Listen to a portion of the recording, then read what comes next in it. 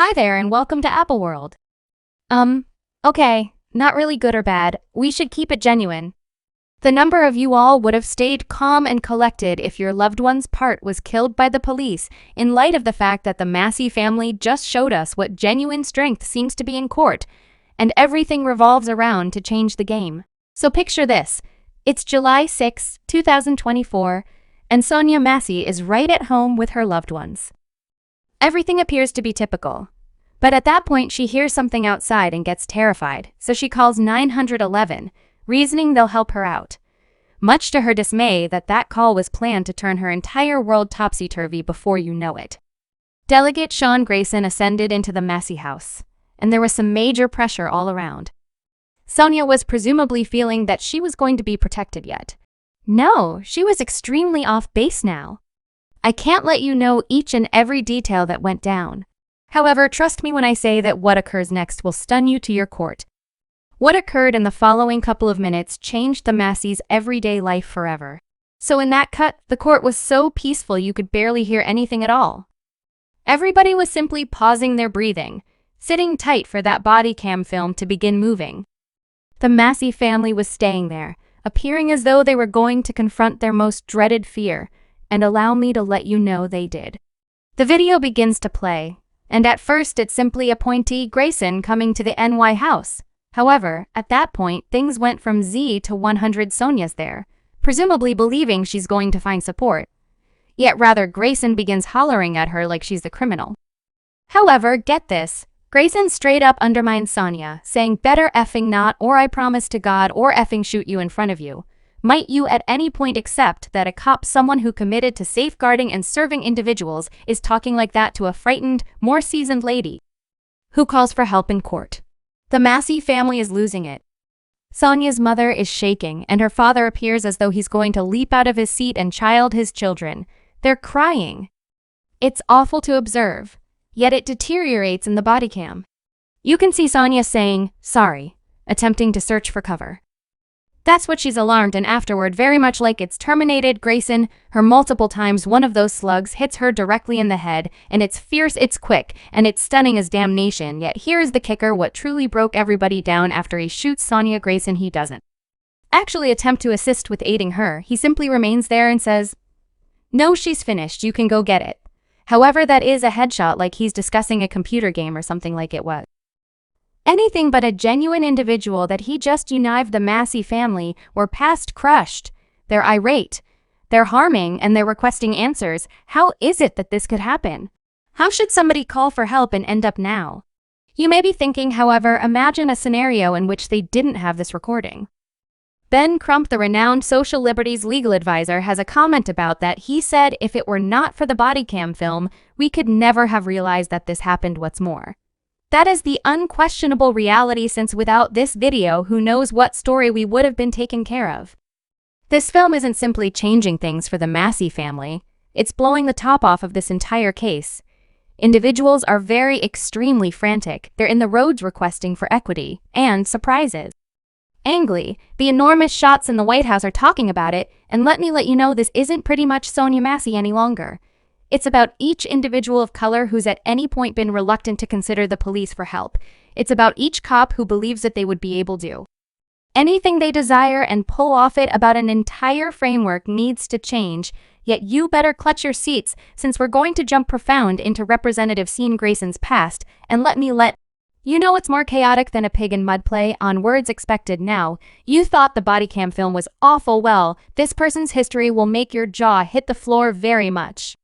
How about we start with the reality that Grayson has bounced around occupations more than a frog on a walkway?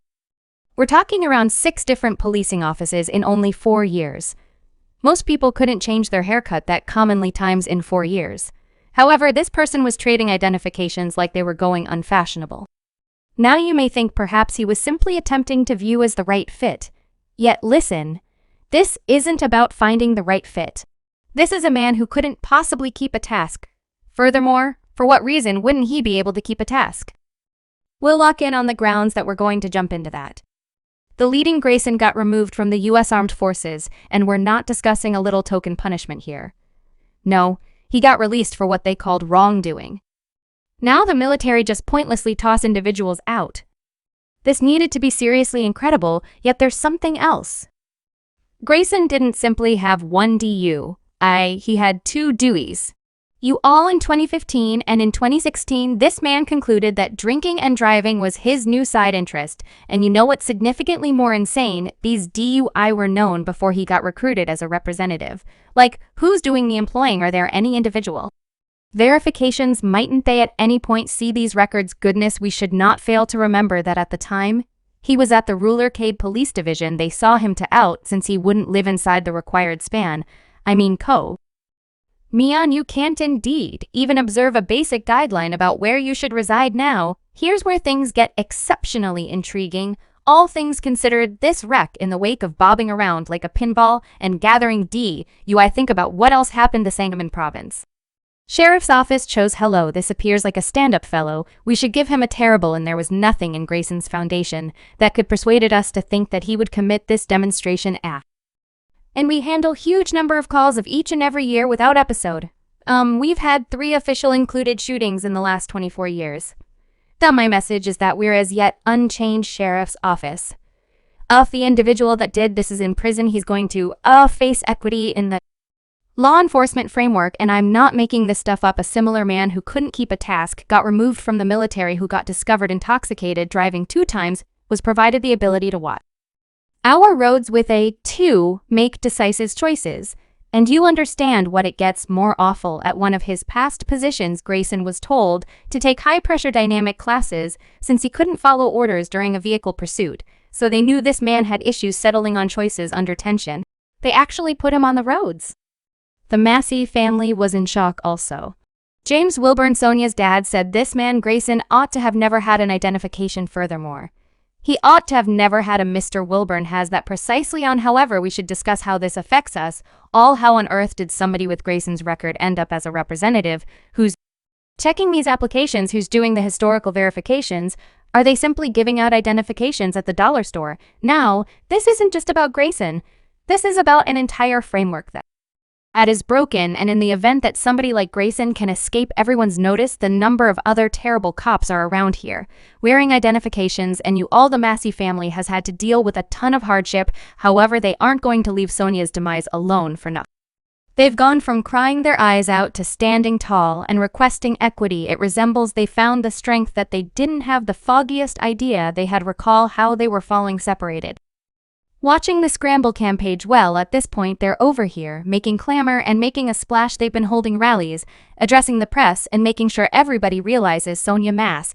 His name, it resembles they flipped a change from to champions, and at one of their fights, Sonia's dad, James Wilburn, stood up there with fire in his eyes and requested equity. He wasn't simply asking in the swarm they were in, that general area with hymning Sonia's name like a battle cry. Now you may be thinking about how the Massey family is maintaining a reasonable level of control through this. Well, they're savvy. They know that they need assistance to manage this injury, so they set up a GoFundMe. Yet, get this, it's not only for legal counselor charges or any such thing, it's for mental well-being.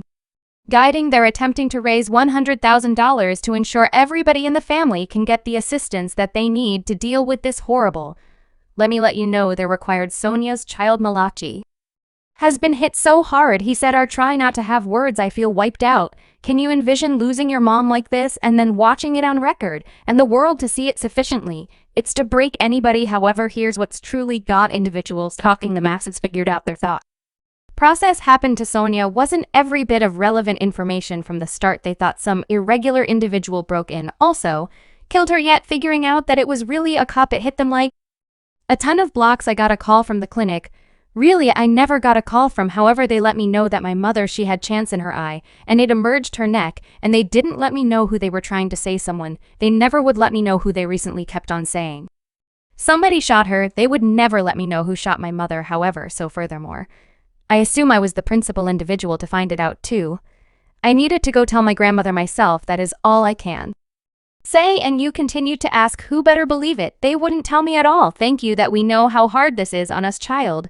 So presently, they're not simply battling for Sonya, they're battling for each individual of color who has at any point been hesitant to call the police. They're battling for straightforwardness, for responsibility, and for change. and they're not withdrawing. You ought to have seen them at that meeting with Ben Crump. Furthermore, Reverend Al Sharpton, they were remaining. They're side by side, appearing as though they were prepared to take on the world, and Sonya's sister. Subscribe Apple World for more videos.